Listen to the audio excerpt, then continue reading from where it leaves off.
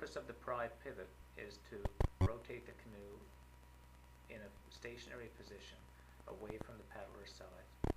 The technique is to plant the blade parallel to the keel as deep in the water as is comfortable for the paddler. Then crank or pull on the grip across your chest, pushing the water away from the canoe and pushing the canoe away from the paddler's side. The recovery, point the thumb away from the paddler or perpendicular to the keel line away from the paddler and knife the paddle in underneath the canoe and repeat.